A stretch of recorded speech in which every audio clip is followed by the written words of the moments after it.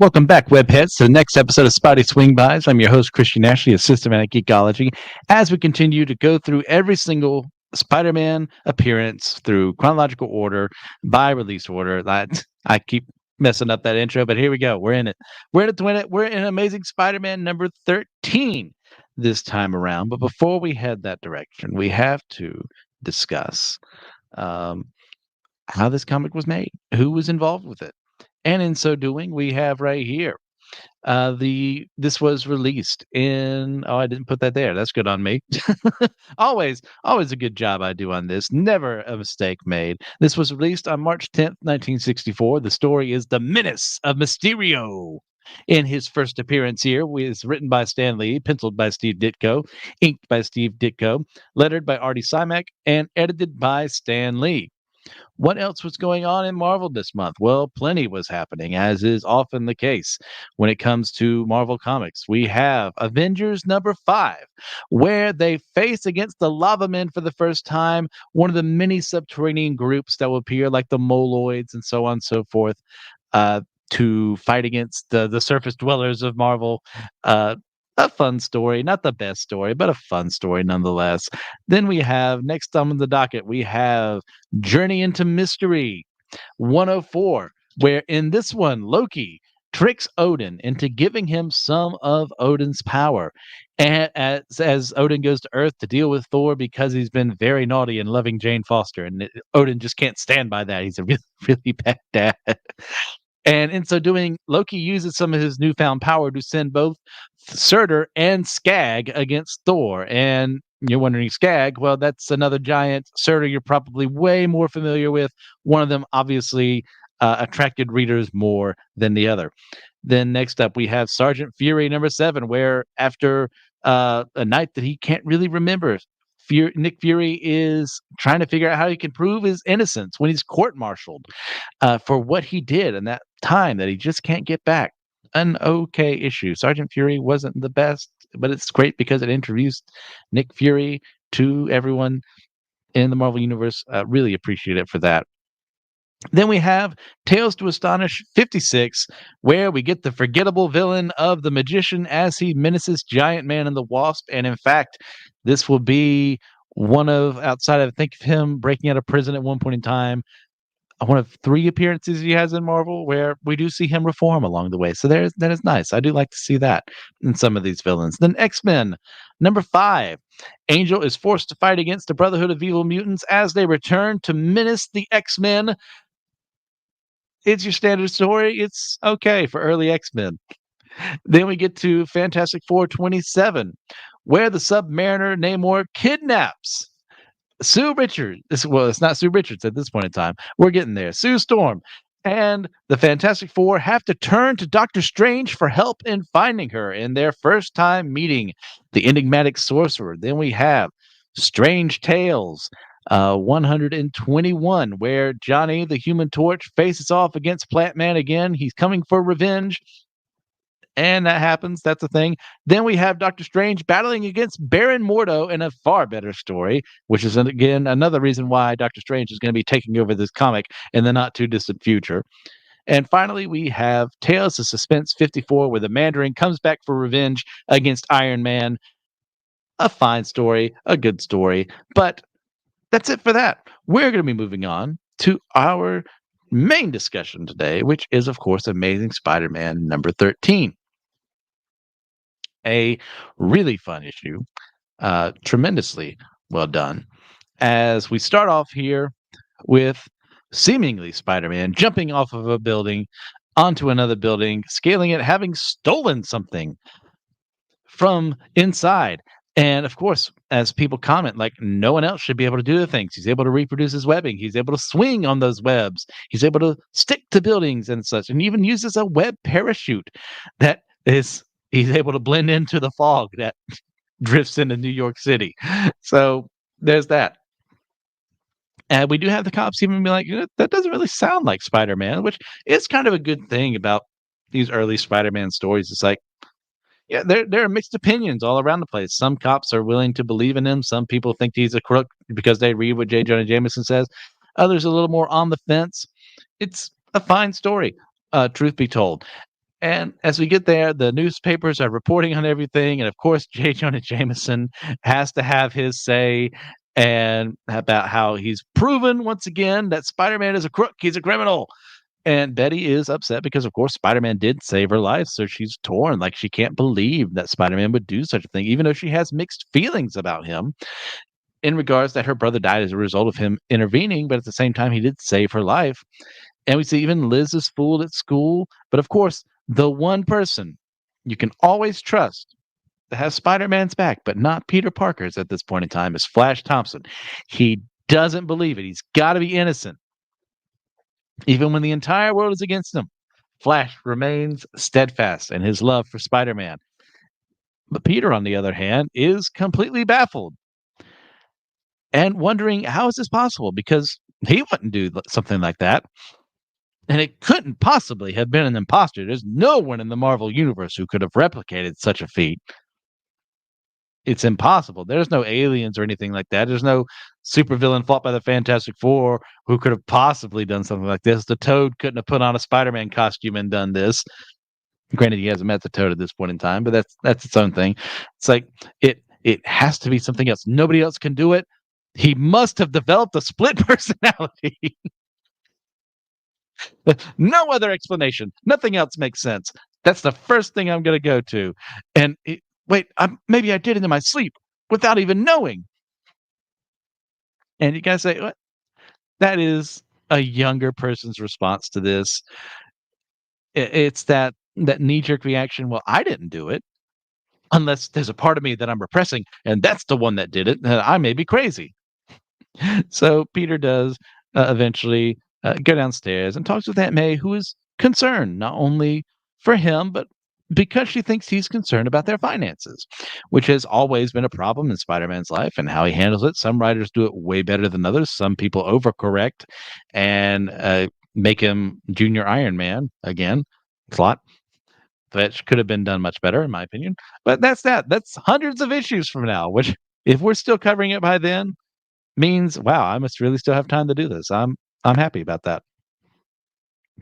But like she's worried about him because he's such a sensitive lad, you know. He can't handle these things. And Peter, in a very interesting panel, looks like he's bugged out there and is afraid to go to sleep. And as he does, he wakes up and discovers that Spider-Man has struck again during the night on the radio. You know, you remember having a radio by your beds? He did because it's the 60s. So afraid of what's going on, he decides to go seek out psychiatric help, which for the time is pretty good that Lee and Ditko even suggest this. Now, the obvious jokes are thrown in.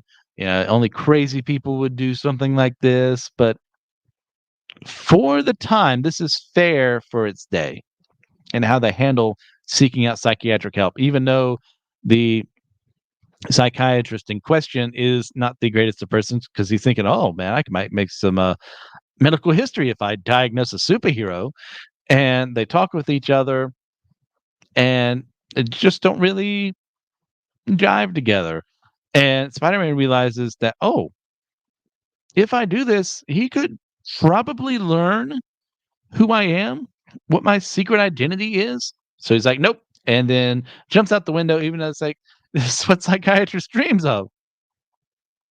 He goes over to the Bugle, talks with Betty for a bit, and because he's all messed up, he even lashes out at her, which makes her very upset because he has never once talked to her like that. He's always been super kind and understanding for the most part, even when he's been in a rush, because he's consumed with like, am I the one stealing these things? Am I doing it maybe because I need the money? We need the money at home. So he asked J. Jonah Jameson for a loan.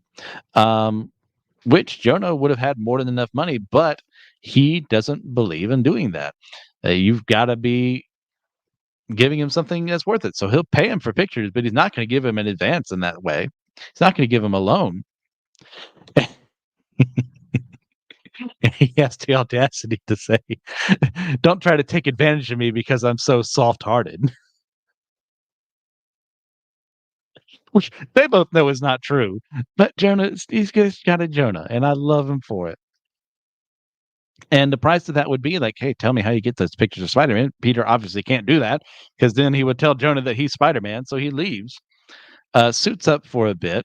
But the people are upset at him and in a questionable sense of bravery, question mark, go after someone they know is a superpowered individual that they think they can beat up for whatever reason. It's the same thing like regular people trying to fight mutants in the Marvel universe. It's like, are you, even if you had that deep-seated hatred within yourself, do you really think you're the person that's going to take down Cyclops? Do you really think you would be the person that takes out Colossus as he's in the midst of his metal form? It's like they're not going to be able to take down Spider-Man. The only reason they would be able to is if he wasn't fighting back against him. So next up, we do have Peter going back to school, and Liz is waiting for him, and she wants to show off her hair to him. Like she's got it, and got to say, she does look really good. Uh, And he's still in a mix of all things. He's like, does you know compliment her, but he's got a lot of things on his mind, and it makes a good joke about if everything's great, Liz. If it gets any better, I'll shoot myself. Which, as someone who, under immense amounts of stress, does appreciate gallows humor, I get it. I've made similar jokes before. I don't mean them. Some people take them the wrong way, but yeah, Liz takes it the best way in that she always knew he had a sense of humor. And he's opening up to her in a sense here. That does build up to their relationship. And I've never been a shipper of the two of them, but it's a nice setup. And that, hey, a high school relationship, that kind of, mutual attraction between each other that is not going to work out, but they're going to seek after it anyways. And Flash, of course, is upset because, hey, that's my girl. But as she has made perfectly clear, she is not. And he blunders into the conversation. But gosh, Liz, I almost didn't recognize you. You're beautiful now, which pro tip for you out there in the audience, even if you think that, never say that to a woman. If you want them to think you actually like them, which Flash does like her, but he's such a dunderhead about it, a blockhead, that he has to say something like that. And like she looks different to an extent. She has changed herself a little bit. So there's a difference between the Liz of old and the Liz of now that you need to point out in a better fashion than what Flash does here, which Peter even remarks on. Then, as we get to JJJ's office, we have the first appearance, excuse me, of Mysterio. And in the process, he explains that, look, I know you got a thing against vigilantes, people who hide their faces, but I'm doing this because if the underworld finds out about my powers, and notice how they're in quotation marks, by the way, uh, you might try to stop me. Excuse me, they might try to stop me by threatening my family. And JJ, to his credit, Jonah doesn't believe him automatically. And it's like, hey, you could even be Spider-Man under that fishbowl. And I love, even from the very beginning, people make fun of Mysterio's look because, hey, it's a gimmicky thing. You get the thing that kind of look like eyes down there. You got the giant fishbowl for a head. It's something to be mocked because it's funny. And I don't know if this is Lee kind of taking a dig at Ditko for how he designed Mysterio, or if this is like a mutual thing between the two of them. They both think it looks kind of funky. But say, hey, like, Mysterio does not lie. And he gives them an envelope and then disappears from sight using some unknown power. To do that, we'll later find out these are illusions along the way. And your mileage may vary about how that's actually possible, but don't worry about it. It's comics. It's fine. So he leaves them telling that he wants Spider-Man to, if he wants to learn the truth about himself, he should meet Mysterio atop the Brooklyn Bridge. He's going to be the superhero that New York needs. Spider-Man is a menace. He's got to be taken down. So what happens? Spider-Man does react to this, and he goes off to the bridge, and in the process talks with Mysterio for a bit, who then is able to evade him and seems to have super abilities. Seems like he can even fly or glide to an extent, riding on these almost looks like smoke waves. And Peter is unable to fight against his assault. And no matter how much he tries to slug him, completely misses him, completely misses him. Even his webbing misses him, makes it look like Mysterio has some kind of force field.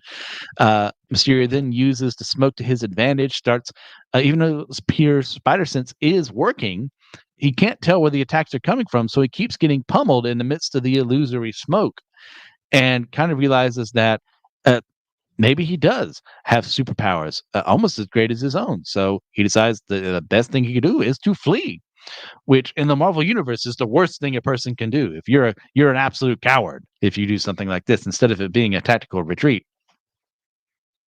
The police are nearby trying to find Spider-Man, so he gets away. And as a result of defeating Spider-Man in this battle, there we are.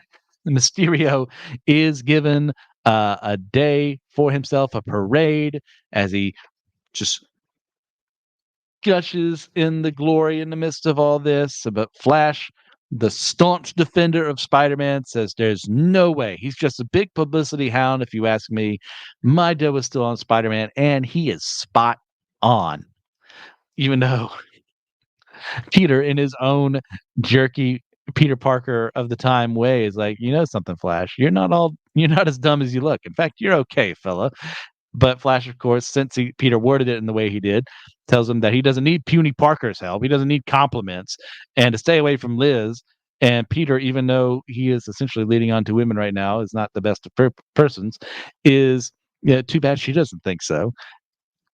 As we move from there, we see Mysterio talking with Jonah as he's proudly displaying Mysterio as the man who beat Spider-Man, a real crime fighter, not afraid to meet people and to be interviewed as that cowardly Spider-Man was. And once he's beaten Spider-Man for good and revealed his true identity, only the Daily Bugle is going to have the exclusive story, as Mysterio reminds him, as long as you pay him, which, I wonder why he's thinking about that. As Mysterio meets Peter Parker, not realizing, in some grand irony here, well done by Stan and Steve, that the two of them are meeting one another in the flesh, and how he's going to try not to disappoint the both of them with what's going on. And in the process, he slips a spider tracer onto Mysterio, which is one of the clever things that Peter can do in a civilian identity, is meet people he wouldn't be able to do the same thing with Spider-Man, and we're helpfully told that this happened in Spider-Man 11. We created these. And now he can track down Mysterio whenever he wants, which makes him smile, which makes Betty appreciate that. And he kind of explains, say, hey, I don't think that Spider-Man's been defeated, but he has to go out and do it. Which makes her upset, number one, because he's putting himself in dangerous situations, but also because she's seen him around Liz before. And she's concerned, rightfully so, that he may have feelings for her. But she tries to calm herself down. Oh, you're just being jealous, Betty. It's like, nope, there's actual concern here. He's not being the best man and how he should be handling the scenario. Mysterio leaves, but the spider tracer is still on him. Peter locates him, attacks him as Spider-Man, and even though he's getting some hits in the fight, Spider-Man pretends to be beaten and just asks him, like, hey, like, I get the message. I can't cope with your big bag of tricks, but admit one thing. It was you who committed those crimes, disguised as me, wasn't it? But to which Mysterio says, of course. Only I have the genius to imitate, in fact, to improve upon your own powers. And he tells the story about how he was a movie stuntman, and then moved on from there to become a special effects guy and designing costumes and props. And in the midst of that, he got the idea of imitating Spider-Man. And as mentioned previously before in Amazing Spider-Man 2, he's also a part of the team involved with the I almost said the trickster, the Tinkerer at that time, which won't be revealed until decades from now, but that's the thing. But he decides, hey, if I can frame Spider-Man, people already don't like him, so I'm going to find a way to duplicate some of his feats. And in so doing, he manages to create some suction cups, make something out of webbing that is similar to, but not the same as. He uses his helmet to his eye pieces that he has on his costume in that he can look out, but no one can look inside. He made a spray for acid to dissolve the webbing. That way, that shows how it was able to prevent it from coming towards him earlier in the issue. And the bottom of his boots contain chemical smoke ejectors as well as magnetic plate springs, which enable me to duplicate your own amazing leaps. So he's able to swing like Spider-Man would or jump from building to building as he would. And he's built a sonar device which jams his spider sense, which is quite the feat. And you got to be wondering at this point in time, well, Quentin, why didn't you just sell some of this stuff? You could have made some moolah off of this. You don't think that? I mean, obviously, Doctor Doom figured out how to mess with Spider-Man's spider sense, but don't you think that Doctor Octopus would like to know this, or the Vulture, or someone else? You could have sold that, man. You could have made some money. But nope, he's got to be his own person. He's got to do it himself. You know, he's a real American. And it's at this point that he's going to dispose of Spider-Man forever, but Spider-Man reveals he's in the perfect engineered public confession that superheroes love doing. Mysterio has revealed everything to the tape recorder, and he promises to destroy it. But Spider-Man holds on to it, actually punches Mysterio for the first time into another studio next door where someone is filming kind of a sci-fi flick where the actor is kind of like, shouldn't we be doing something? It's like, Mysterio, he's a hero. He's fighting Spider-Man. It's like, nope, we're not paid enough for this. And Mysterio is off his footing because this is more Spider-Man's element, able to move around here. He's able to even get through some of the matte, what is it? The matte paintings. What do they call them for like the big backgrounds they would use in films instead of being on set? I think it's matte paintings, and is able to overwhelm Mysterio and manages to successfully defeat him. In the process, nabs him, and we get some line. A funny line from the director is like, "Hey, why weren't you filming?" And the guy's like, "Well, they weren't members of the cast, and they didn't even belong to the union," which is a perfectly valid thing to say. They would have to get their identities. They'd have to sign some contracts with Spider-Man and Mysterio and put that in their film. But he's not thinking about that because it looks so cool. Why didn't you film it?